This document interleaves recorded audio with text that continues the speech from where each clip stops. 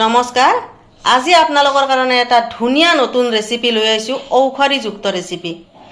মছন্দৰী সকলোৰে বাৰীতে থাকে মছন্দৰী আজি মই বানাম মাছেদি মাছ থাকব বিকেট মাছ লৈছো মই 4 পিস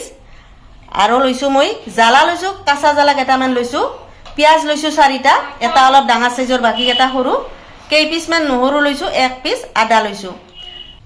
মছন্দৰী বিধ আমাৰ ফালে কিন্তু মেছান্দৰী বুলিও কয় আমি সহজতে মেছান্দৰী বুলি জানো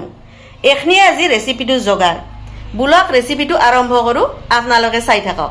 আদা নহৰু জালাখিনি মই এটা আজি পেষ্ট বনাইলম নহৰু মই বেছিকে দিছো কাৰণ মেছান্দৰীত নহৰু বেছিকে দিলি ভাল লাগিব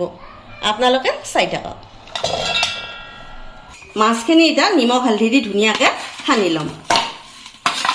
মাছখিনি খানা হৈ গেল ইটা মই মাছখিনি প্ৰথমতে ভাজি লম কৰাহি গৰম হৈ গেল ইটা তেলটো দি দিলো তেল দি প্ৰথমতে মই মাছখিনি ভাজি লম তেল গৰম হৈ গিছি গটিকে মাছখিনি দি দিলো মাছখিনি একদম মৰমইৰাকে ভাজবা নালগে অলপ পাতলাকে ভাজবা লাগিব পাতলাকে ভাজলে আঞ্জাগিলা সহজ হৈ থাকে গটিকে মই পাতলাকে ভাজিম অলপ সময় এনেকে থৈ দিম তার পিছত উল্টে দিম এটা ফাল ভাজা হয়ে গেল এটা মাছকেটি উল্টে দিম এই পিঠি নিচিনা সেই পিঠি এনেকে ভাজিলাম মাছকেটি ভাজা হয়ে গেল মাছকেটি মই এটা তুলি থৈ উঠি মই এই ভাজি থকা মাছ ভাজা যেখিনি তেল রয়েছে সেইখিনি তেলতে মই রেসিপিটো আরম্ভ করিম প্রথমতে দিম কালজিরা অলপমান দিম কালজিরাখিনি অলপ লাৰি দিম এটা পিয়াজ দি দেখছিলো মই পিয়াজখিনি কাটি লৈছো এটা পিয়াজখিনি দিম পিয়াজখিনি অলপ মই ভাজি লম পিয়াজখিনি ভাজা হৈ গেল এটা মই যেটো আদা নহৰু জালাৰ পেষ্ট বনাইছিলো পেষ্টখিনি ইয়াতে দি দিম মই অলপ পিয়াজ বেছিকে দিছো কাৰণ মছন্দৰী শাকটো অলপ কমি যায় না বহুত আৰু পিয়াজ দিলে তাৰ মানে ভাল লাগে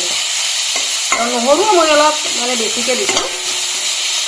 এটা মই এখিনি ভাজি লম ধুনিয়াকে মই ইয়াতে অলপ পানী দিম তলাত লাগি গেলি অলপ পানী দিবা লাগে পানী দিলি তলাত নালগে ধুনিয়া হৈ যায় বেছি পানী নহয় অলপ পানী দি মই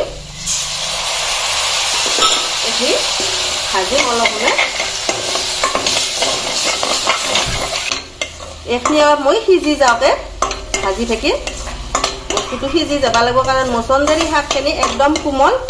হি দিয়াৰ লগে লগে কৰাহিত একদম নহয় হৈ যায় সেইকাৰণে এখনিও আগতে অলপ ভালকে ভাজি ল'ব লাগিব মই এখনি ভালকে ভাজি লম হালধি অলপ দি দিম এটা হালধিখিনি মিক্স কৰি লম হালধিখিনি মিক্স কৰি লৈ মই যে আপোনালোকক কৈছিলো ঔষধিযুক্ত মেছান্দৰী ইয়াতে ধুনীয়াকে দি দিম এই মেছান্দৰী বিধ পেটৰ অসুখৰ কাৰণে বিৰাট ভাল আমাৰ মানে মানুহৰ কাৰণেটো ভালে আপোনালোকৰ যদি মানে গৰুৰো হয় গৰুকো খুৱাব পাৰি পাতত দি খুৱাব লাগে বহুত উপকাৰ আছে আগতেটো এইবিলাক পাতত দিয়ে খুৱা আছিল লৰা ছোৱালী সবকে গতিকে এটো বিৰাট ঔষধি গুণ আছে অলপমান মানে এটা গন্ধ আছে সবে ভাল নাপায় সোৱাদ অনুসৰি নিমখখিনি দি দিম নিমখ দি অলপ লাৰি দিম আৰু বস্তুটো পটকে কমি যায় নিমখ বেছিকে দিবা নালগে আৰু নিমখটো শেষতে দিবা লাগে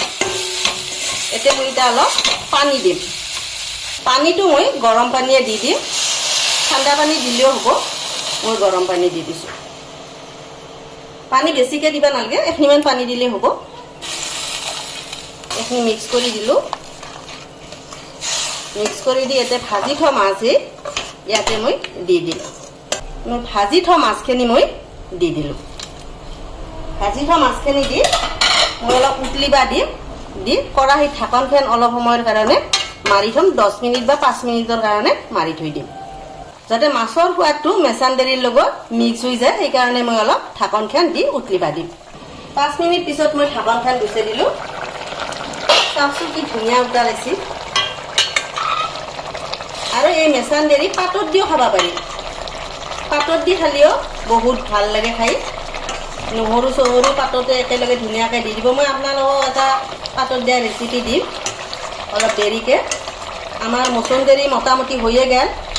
দেখছি না কি ধুনীয়া কালাৰে কি ধুনীয়া হৈছে আৰু গন্ধ যে ইমান ধুনীয়া হৈছে যিসকলে গন্ধটো ভাল পায় সেইসকলে বহুত ভাল পাব খাই মাছেদি মচন্দৰীৰ আঞ্জা হৈ গেল আৰু মই কৈছোঁৱে বহুত বেছি উপকাৰী